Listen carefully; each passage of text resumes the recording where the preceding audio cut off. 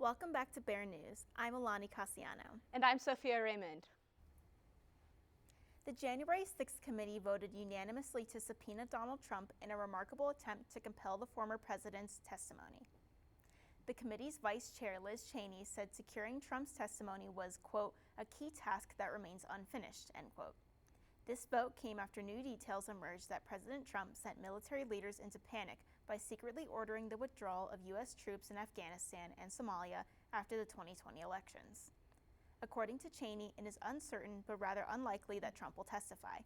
Prior to this, Harry Truman had been the only president to be subpoenaed by Congress in 1953. 32 people were killed in a landslide in Venezuela on Monday. Officials say there were 60 more still missing following the flooding.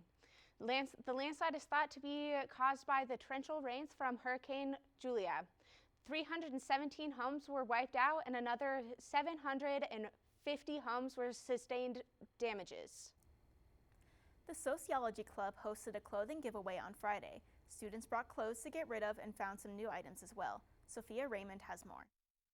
Last Friday, UNC Sociology Club hosted a clothing drive for students at the McKee Breezeway. Play-Doh Closet, as well as some students, donated some clothes for various size and clothing options. Have fun. See you later. So we're in the Sociology Club. I'm president. I'm vice president / treasurer. Yeah. Perfect. So what we do is just kind of student and community focused activities, kind of aiming to do outreach and support. So anything from clothing drives, coat drives, writing positive notes, activities day, study groups, just anything we can think of that we want to help out and are able to make happen. That's super cool. We want to help the community. Yeah, so it started actually last August was the first time we did it. We were a little unprepared, so we had a lot less clothes, a lot less size inclusivity. But starting in the spring, we had a member who reached out to Play-Doh's Closet, and so ever since then they've been donating. And then we get a lot of people, helped a lot of students, and so it's just a tradition we want to keep doing.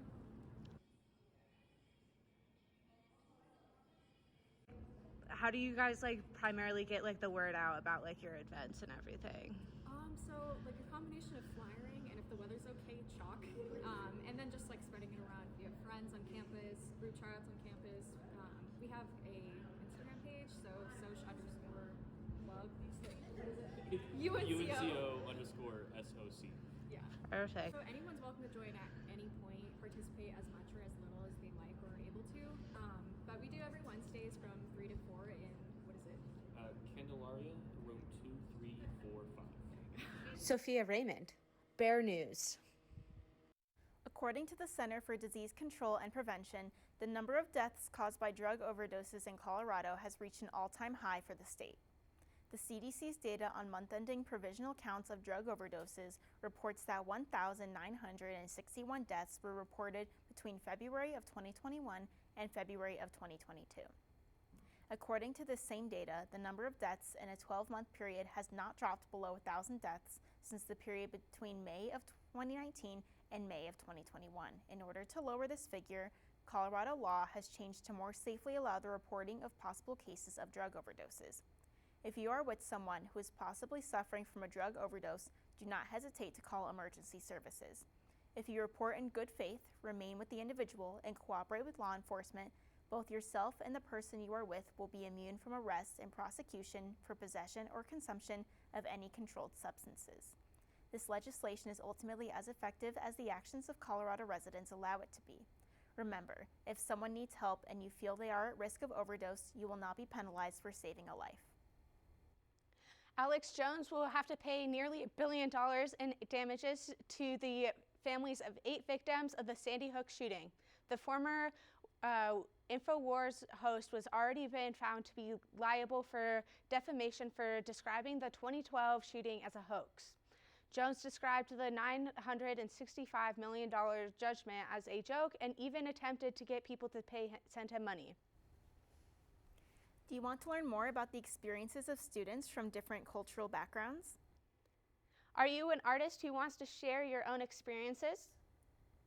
Meet the creators of Black is Punk.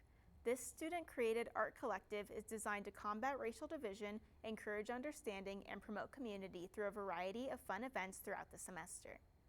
You may have seen their posters across campus, or perhaps you've had the chance to stop by their exhibit in the lower level of Michener Library.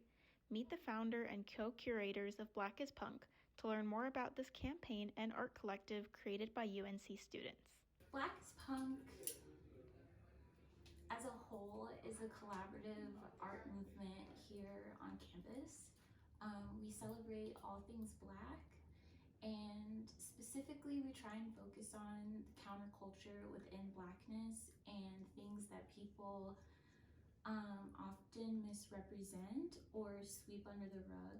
What began as a project created in Lawson's printmaking class turned into a movement dedicated to celebrating Black culture, highlighting Black voices, and debunking common stereotypes.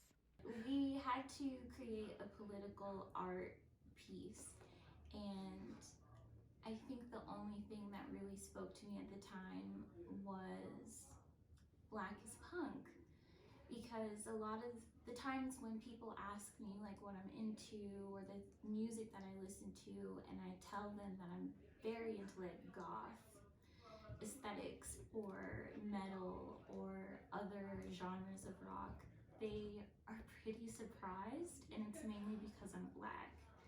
And it bothered me because rock and roll is rooted within Blackness. So that's originally why I made the print.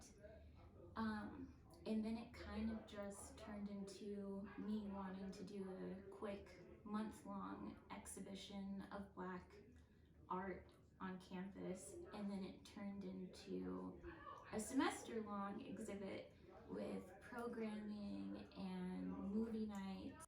The Black is Punk art exhibit debuted with a reception catered by the Marcus Garvey Cultural Center on August 25th. The exhibit will be featured until November 29th. Students, staff, and alumni are welcome to submit their work. Black is Punk also includes a semester of events open to all UNC students, such as several movie screenings and a Tiny Desk poetry concert. The next movie screening will be of the film Moonlight on Thursday, October 13th at 7 p.m. in the Lindau Auditorium. The Tiny Desk concert will be on Saturday, October 15th at the Marcus Garvey Cultural Center. Our Tiny Desk concert is in collaboration with LaFunk, who is another group on campus that supports Black creativity and Black entrepreneurs on campus. This event is for like support and like exposure for all Black and people of color, because that's my business. So it was really an idea because I know artists haven't really had a chance to perform since really prior COVID. So I really wanted to come like create a space at UNC where artists can come together and perform. The movement is designed to create a space of community for Black students and to highlight Black voices. I want people to get community from our events and find a space that they're allowed to activate their creativity and let whatever comes to mind flow with them. And I think like community has been an extremely important part of being on this campus.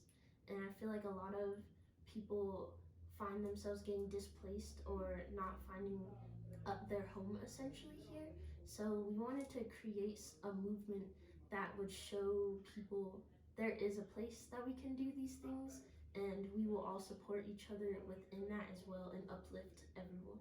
The creators of Black is Punk hope that people across all races and ethnicities will attend their events in order to encourage conversation and understanding. There's been like a lot of racial tension in this country, and we are at a predominantly white institution, and there's a lot of people on this campus who have few interactions with Black people or haven't had interactions with Black people.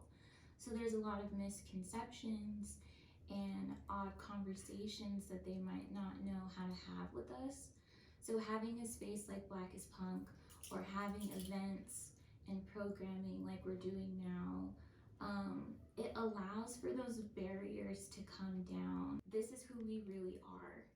This is how you talk to us. This is how you enter our spaces. What I try and tell people all the time is that yes, this is an event that is highlighting and featuring Black artists, but who are we supposed to highlight them for? It's not only for us to highlight amongst ourselves. We want to show that to other people And in order to do that, we need those people to come to our events and to experience these things with us, to create an educational experience as well, understanding different cultures and gain more awareness for the things that other people experience.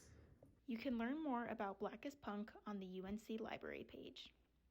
This has been Alani Cassiano with Bear News. The School of Performing and Visual Arts will hold its Day of Art celebration on Friday from 1 p.m. to 5 p.m. This event features installations and performances scattered throughout the city. The Bean Plant Studio, John Galt Coffee, UNC Garden Theater, Midnight Oil Bookstore, and Luna Tacos and Tequilas will have performances throughout the day. Spectators can see everything from a violin trio to a barbershop quartet or even a sketch comedy group. Aside from the 5 scheduled venues, there also will be 3 installations available throughout campus in the Mariani Gallery, the Oak Room, and Campus Commons for visual arts lovers to view. For more information about the Day of Art, you can scan the QR code on your screen or visit the Performing and Visual Arts website. And now we will head to Sam for the weather. Thank you, Alani. We're finally starting to feel those fall temperatures. As we look across Colorado, we see temperatures around, across the 60s. Pueblo had a high, or 66 currently. Springs is currently 59, and Denver is currently 64 degrees. Looking for tomorrow in the Greeley area. Tomorrow morning, I do suggest wearing a coat as it will be 40 degrees at 8 a.m., but as it warms up during the day, you can take that coat off and it'll be 69 degrees, but in the evening, it will be 45 degrees. Looking across this week, we do have a high of 70 today. Tomorrow will be a nice warm 76, and this weekend, we will have a cold front move through that'll hang around and stay in the 60s across Sunday and Monday, but Tuesday and Wednesday, we will warm back up into the 60s and 70s. Thank you for watching this episode of Bear News, and we'll see you next time.